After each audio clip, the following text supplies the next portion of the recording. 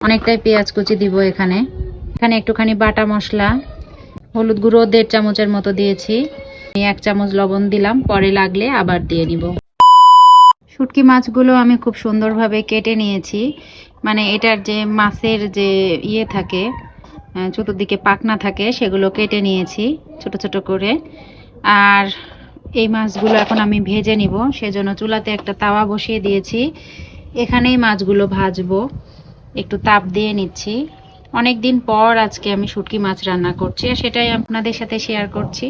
তো এ পর্যায়ে শুটকি মাছগুলো তাওয়ার উপরে ঢেলে দিলাম। বেশিক্ষণ ভাজতে হবে না, একটু নাড়াচাড়া করে নিব, মানে একটুখানি তাপ দিয়ে নিব, এই আর কি। শুটকি মাছ খেতে কিন্তু অনেক মজা। আবার অনেকে আছে গন্ধের কারণে শুটকি মাছ খায় না। আমার কাছে অনেক ভালো লাগে শুটকি মাছ খেতে। আমার মতো আপনারাও কি শুটকি মাছ খেতে পছন্দ করেন?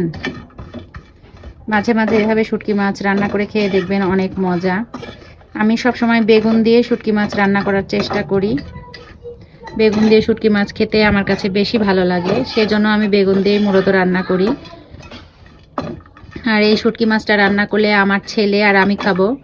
আপনাদের ভাইয়া নিরামিষভোজী মানুষ, সে তো শুটকি মাছ একেবারেই পছন্দ করে না। শুটকি মাছ রান্না করলে বাড়িতে এসে থাকে না গন্ধের কারণে। আমার কাছে অনেক ভালো লাগে শুটকি মাছের গন্ধটা, খেতেও ভালো লাগে, গন্ধও ভালো লাগে, মনে হয় গন্ধেই পেট ভরে যায়। তো দেখতেই পাচ্ছেন মাছ ভাজা আমার হয়ে গেছে, ধোঁয়া বের হচ্ছে মাছ থেকে। এ পর্যায়ে আমি এটাকে ঢেলে নিব। এটাকে এখন ঠান্ডা পানিতে দিয়ে দিতে হবে। তো এখানে আমি আগে থেকে পানি রেখেছিলাম, তার মধ্যে যে ঢেলে দিলাম। এভাবেই শুটকি মাছ ভেজে নিয়ে পানির মধ্যে দিয়ে আমি পরিষ্কার করে নিই। আপনারা কিভাবে পরিষ্কার করেন অবশ্যই আমাকে কমেন্টে বলবেন। এখন ট্যাপের নিচে ফেলে সুন্দরভাবে ধুয়ে নিয়ে আসি, ততক্ষণ পর্যন্ত আপনারা অপেক্ষা করুন। মাছগুলো পরিষ্কার করে নিয়ে চলে আসছি। এখন হচ্ছে বেগুন কেটে রাখছিলাম, সেই বেগুনটা একটা ফ্রাই প্যানে ঢেলে দিব। শুটকি মাছ রান্নার মূল উপকরণ হচ্ছে রসুন। শুটকি মাছে বেশি করে রসুন দিলে খেতে অনেক মজা লাগে।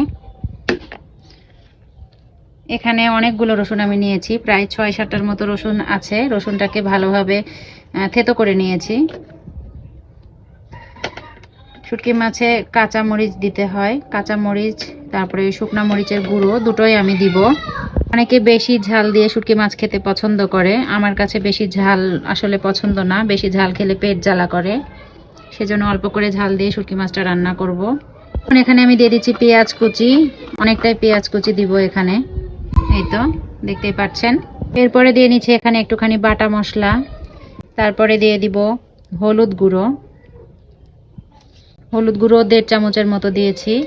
আর এখানে এখন দিয়ে দিব স্বাদ মতো লবণ। আমি 1 চামচ লবণ দিলাম, পরে লাগলে আবার দিয়ে নিব। এখানে দিচ্ছি তেল। তেল এখানে একটু বেশিই লাগবে, শুটকি মাছে তেল, পেঁয়াজ, রসুন এগুলো একটু বেশি লাগে। তেল দিয়ে দেওয়া হয়ে গেল। এখন এটাকে সুন্দরভাবে হাত দিয়ে কচলিয়ে মাখিয়ে নিব। বেগুন, তারপরে হচ্ছে কাঁচা মরিচ, এদিকে রাখছি হচ্ছে রসুন আর পেঁয়াজ, মানে যতগুলো উপকরণ দিলাম সবগুলো উপকরণকে এভাবে হাত দিয়ে কচলিয়ে কচলিয়ে মাখিয়ে নিব। এখন ওই যে ভেজে ধুয়ে রাখা যে শুটকি মাছগুলো ছিল, সেগুলো পানি থেকে পানি ঝরিয়ে নিয়ে দিয়ে দিচ্ছি। মাছগুলোকেও বেগুনের সাথে সুন্দরভাবে মিশিয়ে নিব। এই মাছগুলো বেগুনের সাথে মেশানো হয়ে গেলে এখানে পরিমাণ মতো পানি দিয়ে দিব। এ পর্যায়ে দিয়ে দিচ্ছি পরিমাণ মতো পানি। পানি দিয়ে এটাকে একটু নাড়িয়ে নিব যাতে চতুর্দিকের মশলাগুলো নেমে আসে। এরপর ঢাকনা দিয়ে ঢেকে দিব। তারপরে চুলাতে বসিয়ে দিব, আর তরকারি হওয়ার পরে আপনাদের সাথে আমি শেয়ার করব। শুটকি মাছের তরকারি রান্না করা আমার শেষ, চলেন দেখে আসি তরকারিটা কেমন হয়েছে। এই তো ঢাকনাটা উঠিয়ে নিচ্ছি। মাশাআল্লাহ, অনেক সুন্দর হয়েছে, খেতেও কিন্তু অনেক মজা হয়েছে, আমি টেস্ট করে দেখেছি। এই তরকারিটা এখন বাটিতে উঠিয়ে নিব। তো এই ছিল আজকের ভিডিও, দেখা হবে অন্য কোনো ভিডিও নিয়ে। সে পর্যন্ত সবাই ভালো থাকবেন, সুস্থ থাকবেন। আল্লাহ হাফেজ, আসসালামু আলাইকুম।